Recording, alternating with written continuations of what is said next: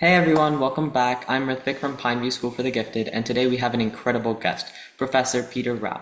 He's an architect, researcher, and educator, and he's done groundbreaking work on urbanization around the world through his practice, SURBA, studying cities in China, the Philippines, Colombia, and more. Today we're going to talk about how cities grow, how urban design can shape society, and what lessons the world can learn from rapid urbanization. Professor Rao, it's an honor to have you here. Thanks for joining us. Thank you. So, Professor Rao, you co-founded SURBA to study urbanization at multiple scales. What motivated you to start this practice, and how did your vision for it come together? Well, actually, I was persuaded by my partner, Carlos Anais, who was a former student of mine at Harvard, who had worked on a number of research projects of mine. And in fact, he helped me write a book called Building Barcelona uh, way back when he was a student. And we'd stayed in touch because I lived partly in New York and partly in Boston, and I was moving backwards and forwards. And so we used to have lunch together fairly regularly. And he said at one point, "Do you still do a lot of the computational work that he was working on when he was a student at Harvard?" And I said, "Yeah. In fact, we've expanded it, if anything." And so I invited him up to Harvard to see what we were doing, and he was sort of surprised by it and said, "Look, have you ever thought of doing this professionally?" And I said, "No, I'm an academic. I don't do that sort of thing." And he said, "Well, think about it anyway." So to make a long story short, he twisted my arm and we decided to start SURBA, Studio for Urban Analysis, as a sort of sidebar to his practice, which is Kazakh, which is an architectural practice in Brooklyn, in Dumbo in Brooklyn. And that's what started it about 10 years ago, actually, SURBA. And we did a number of projects in various parts of the world, somewhat coterminous with the work he was doing in architecture in various parts of the world. And that's how the service started, and it's how we started to work together. Yeah, that's wild.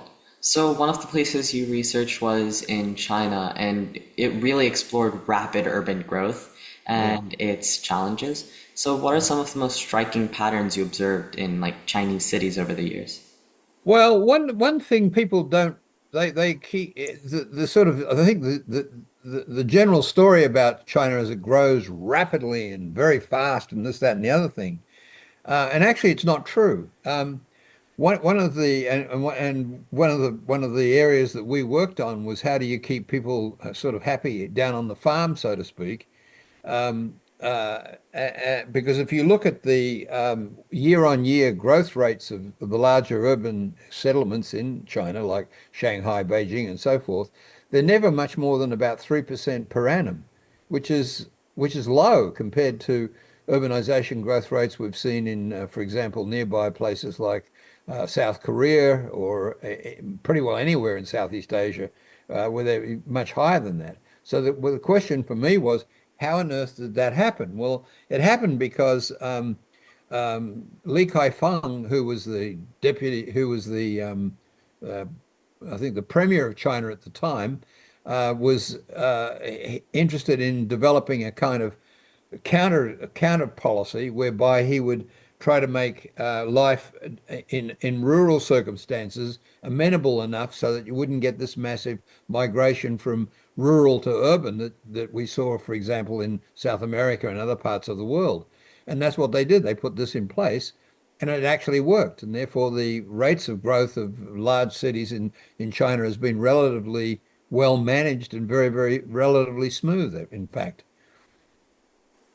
Yeah. because they had another policy in place to make life le, less more acceptable, shall we say, within relatively small towns and urban circumstance and rural circumstances in China, which is a fairly smart way of thinking about it, right? I mean, if you want to stop rural to urban migration, you ought to worry about what the rural part needs.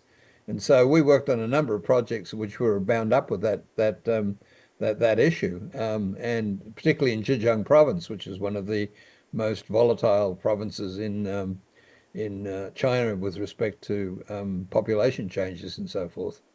So, traditional neighborhoods are still interacting with all the new development? Well, I haven't been in China since 2019, since the COVID phenomenon. Actually, I left. Actually left and went through Hunan on my way back to Europe and to the United States in 2019. However, I'm going there again in at the end of this year in December to Beijing to give some Oh, lectures at great. PKU, and it'll give me a chance to sort of look at the place. But I've kept in touch with a lot of people in China over the years, so I don't think I'm too far behind the eight ball, so to speak. So another place similar to China, but like as you were saying, much more rapid development per annum was the Philippines. And Yeah. in the Philippines, urbanization had very different dynamics. How did Serba approach cities like with informal settlements, like their slums, and less centralized planning?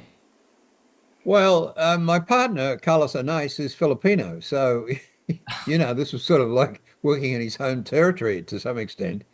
We've done a number of projects in Serbo and Kazakh have done a number of projects in the Philippines. Um, in Manila, in particular, which is a sprawling city, it's pretty much out of control. You have the barangay are where you get a lot of informal development. A barangay actually is like a census tract. It's just another word for that sort of designation, or a dong in Korea or something of that sort. In Manila, the informal settlement is a much higher rate. We've also done some recent work in Negros Island, which is one of the larger islands in the archipelago south of Luzon, where Manila is located, and in an area called Bacolod. Bacolod is a an entity in itself. It used to be part of what was called the third district, but now is sufficiently large and formalized to be a kind of an entity unto itself. And there we've been developing a plan to help Bacolod develop, which involves a lot of concentration, for example, on mobility and putting in mass transit systems of a sort of transmillennial kind, buses, that is to say. Also worrying about stormwater runoff, which is a big issue, and water management, and putting in a lot of drainage swales and redeveloping creeks and the things of this sort, as well as respecting the rural aspects of Bacolod, which extends up into sort of mountain ranges, which are relatively nearby from the sea, and balancing the growth, so to speak, between the rural and the urban. So, like the local culture is also shaping how the city develops. Oh yeah, all the time. We work directly with the local officials and with local cultures. Yes, we That's we we don't sort of like generalize that terribly much because you get in trouble, I think.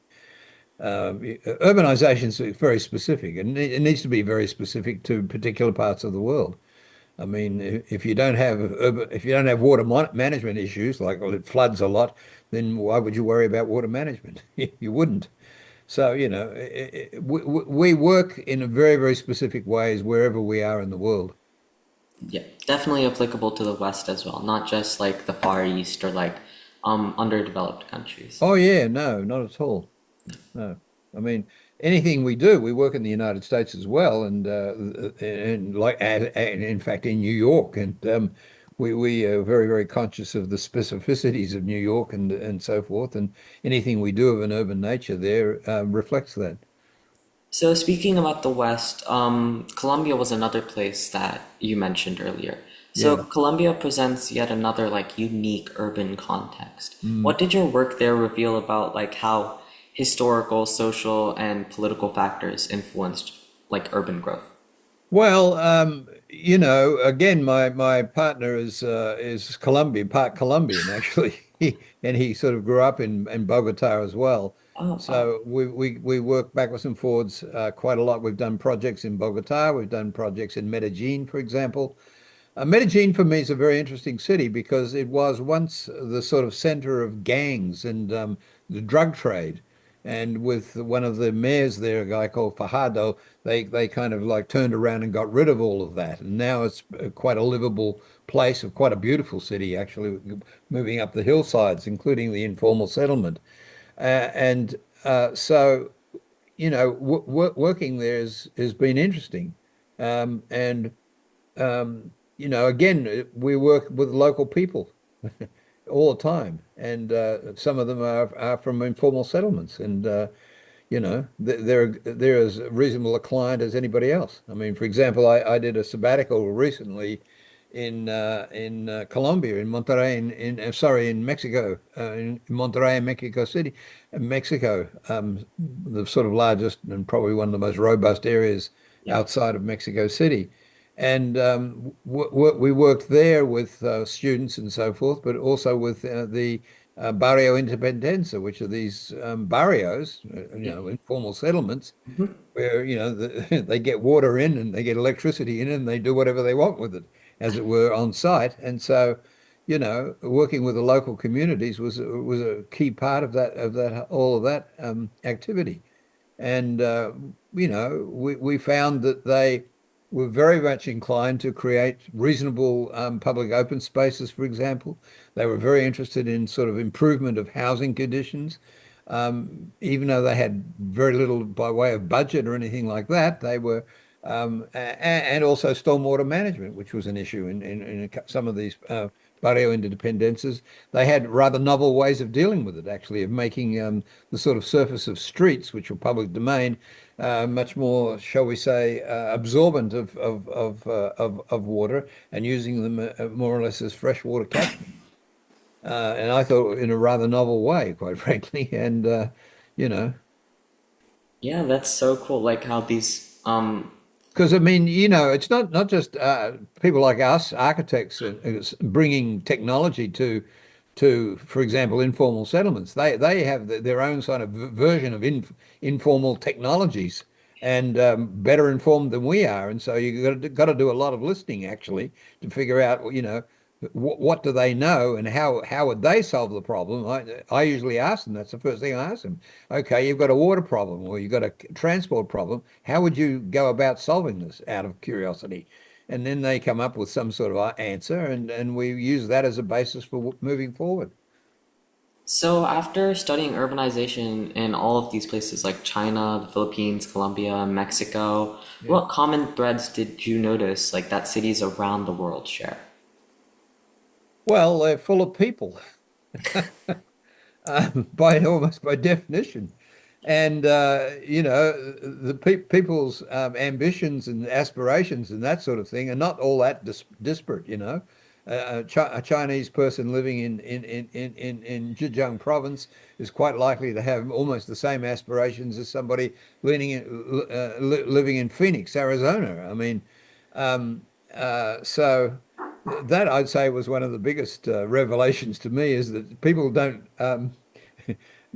They may have specific problems and they may have specific political regimes and cultural circumstances that they work in, but at the end of the day, they're people and they want more or less the same thing.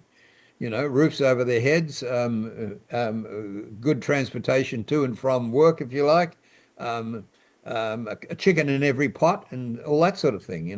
Yeah. I would say that's the main bottom line. So like did the what aspirations did you really see like across all of these places? Like you were saying like from China to Arizona, they all shared the same aspirations. Well, Was it just like those self-advancement? people are sort of are interested in self-actualization, if you like, of doing the best they can economically, as well as socially, as well as politically. Um, that's what I mean by that. I think the sort of Abraham Maslow's idea of self-actualization is something that useful in thinking about urban circumstances. Most people want to realize their futures in a positive way as much as they possibly can. And that can lead to gentrification. It can lead to all sorts of problems, but it's still the same sort of motivation. And also like while we're on the topic of trends, did you see any mistakes that like every city that you were in, or like most of the cities you were in, like were repeating? Um, well, some places understand mobility in different ways, and they also have different means for dealing with it. You know, the Transmilenio program in Bogota is extensive, and it involves these huge buses and buses in sort of almost running like railroads on sort of fixed routes with stations and things of that sort. Like San And Francisco? it works quite well. It's sort of like a cheap way of putting in mass transit for everybody. Yeah, So th that was a plus, but of course it can also get out of control. You know, if the Transmilenio system doesn't extend to where you need it, then you've got a problem. So I think mobility is often an issue that governments fret about a lot, but and also they have various means of dealing with the issue, but they also sometimes fall short. Same definitely. is true of environmental sustainability. Now we've entered into the so-called Anthropocene era, in which yeah, carbon budgets are now a problem, and the amount of embodied energy you use in building is a problem. So the whole need for economic reuse of buildings is high. And in a city like Manhattan, for example, or Manhattan in New York, there's a double issue, and that is to say they've built a lot of large footprint office space, which is extremely difficult to convert to residential development, frankly, because they went way over on one side to commercial, and in a time in which there was a commercial boom, and then they found themselves now stuck in a situation where it's extremely difficult to convert that to something else, and so a lot of the buildings are going to have to come down probably, or they're going to have to figure out novel ways of Repurposing, economic reuse of residential within commercial. And that's in Manhattan, where definitely. I live. I live in a building actually that's was built in 1840. It's in a former printing Wow, factory. It's in Soho, you know, and there you have reuse, but at an economic scale that's unaffordable by most people. Because, definitely. we're talking about apartments that are worth what, $3 or $4 million a pop, and that's, it's crazy. So, New York faces an economic crisis with respect to housing. And the ways out of it are not so obvious. So many of your projects also emphasize the relationship between like the urban form and social outcomes, as you were mentioning earlier. Yeah. How do you ensure that like design benefits all residents and not just like the wealthy or powerful who can afford the $3 million apartments? Well, we try to work, shall we say, on the downside of things.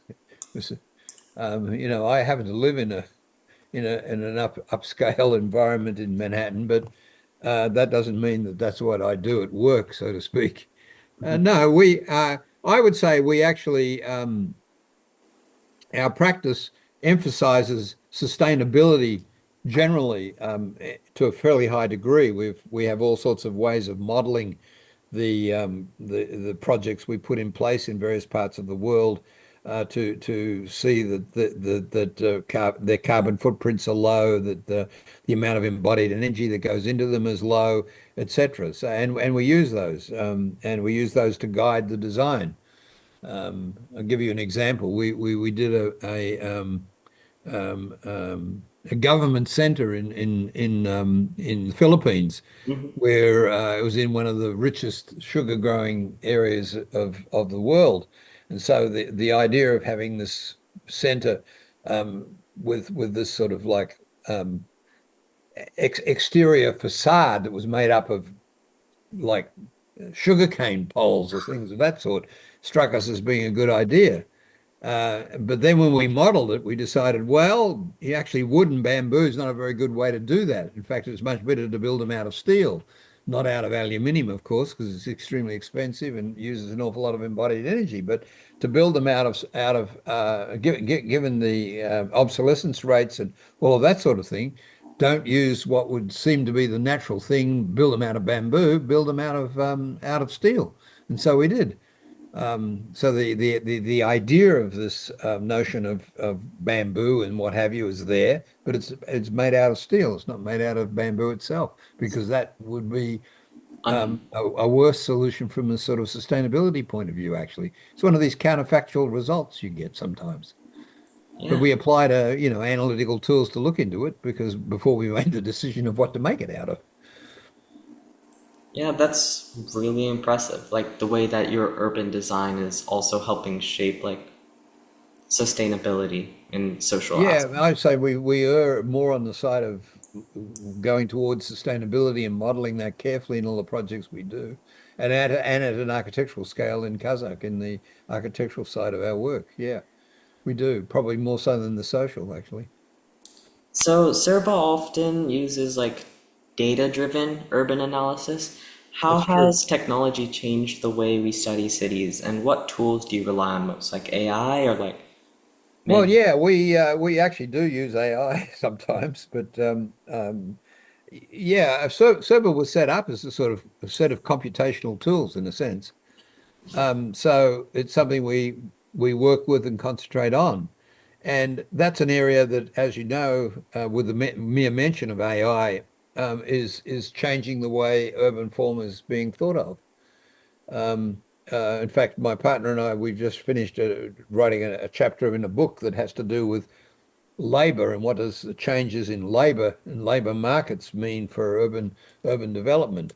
And in our case, we've written it from the standpoint of increases in artificial intelligence, which mean that certain jobs get now done by machines or robotics, Mhm. and other aspects of the labor force are directed towards human sorts of engagements, which is going to change the way in which we think about the home place and the workplace quite considerably. And we speculate on what that future might be like in this particular chapter.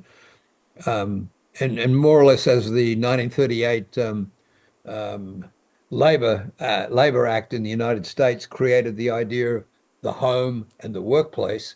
Mhm. So AI now will change that, I think, fairly substantially into quite different sorts of environments.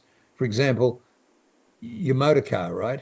Mhm. Will probably precipitate towards a great deal more ride hailing, in other words, Uber and Ooh, Lyft and all of those sorts of things, not own cars. like The ride cars sharing? themselves will become smaller and more kind of like maneuverable.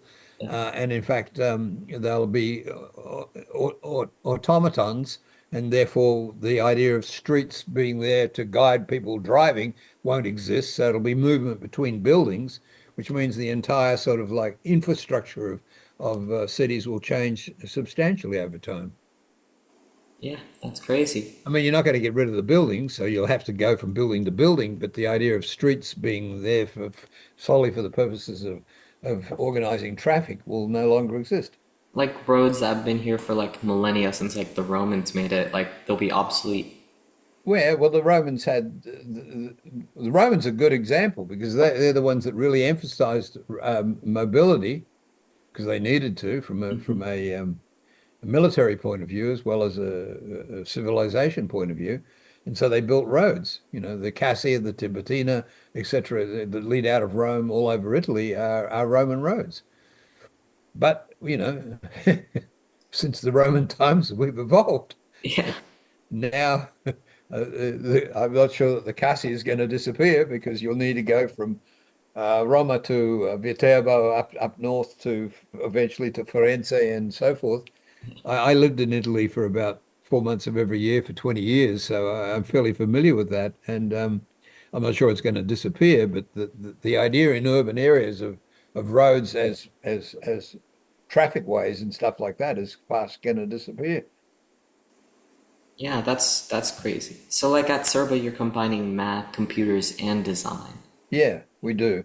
And a lot of the work we do, even in imagery and stuff like that, we use AI assisted work as well. Yeah. Wow. But like sometimes the data doesn't necessarily match reality, right? Well, that's true. I mean, it's an approximation. It is a representative of a reality. They have realities and realities. Yeah. Uh, And we try to represent what we see as what we think or what we see as being the reality, no matter if it is or not, as closely as we possibly can. But it's true what you just said. It isn't necessarily the reality. Okay. Well, I think we're gonna start wrapping up now, so maybe like last couple questions. Yeah. For students and young architects interested in global urbanization, what mindset or skills do you think are like most important to succeed in your field? Well, it's funny. I'm dealing with classes now at Harvard where the idea of presentism, if that's a word, seems to be all encompassing, and I think it comes from these things, these black mirrors. Because I teach students from about 15 or 16 different countries, and it's not an American phenomenon per se. It seems to exist all over the place. By presentism, I mean that there's no particular interest or knowledge of the past, and no particular interest or knowledge of the future, in the future, and therefore the sort of utopian scope of things gets diminished, and where we've come from is diminished in lots of ways. And I think that's a problem, because if you need to have a certain kind of literacy in what we've done in urbanization and how well certain kind of spatial imaginaries have worked or not worked, and you need to study those. And so a presentist view of the world is not very useful. So you think So like I would say students who want to go into urbanization and stuff like that need to have some sort of historical background. I think they need to be culturally aware. In other words, they need to be aware of their culture. I don't care if it's Chinese or Japanese or Colombian or whatever, but they ought to be aware of it and how it has sort of shaped urban environments, and also be technically adroit. And that is to say, understand how building works and be not engineers, but close to it. so getting real world experience, would you recommend that as well? Like, do you think Oh it's yeah, no, keystone? definitely. I think they need to, and in order to understand cultures, you got to live in them. Yeah, definitely. And I'm somebody I've lived in quite a few of them actually, and even had to change language.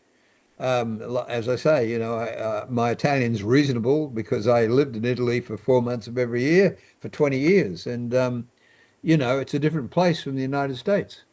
And you need to understand that and understand what's interesting about that and what you can do with it. Yeah. So I would say I'd be interested in technically accomplished, culturally assimilated and culturally adroit people coming into architecture. So speaking of like different cultures, do you think a person's culture shapes their architecture from a like outside perspective? Like IMPE really emphasized more abstract work and like stuff like that. Yeah, I am Pei. He's an interesting. He was a graduate actually of Harvard, the school where I teach. Yeah, he's a modernist, and so he had a very strong functional view of the world. But on the other hand, he was also Chinese, and so when he did, for example, projects in China to begin with, they were very very much oriented towards those areas and those parts of China. For example, Suzhou, where his family were located, and where he was very familiar. So he was quite capable shall we say, within a kind of functionalist doctrine of modernism, of modifying that to follow also a kind of Chinese line, so to speak, particularly with respect to the open space and the voids and so forth of buildings. Definitely. So looking back at Serbo's work across all of the continents you guys have worked on, what achievement or insight are you most proud of?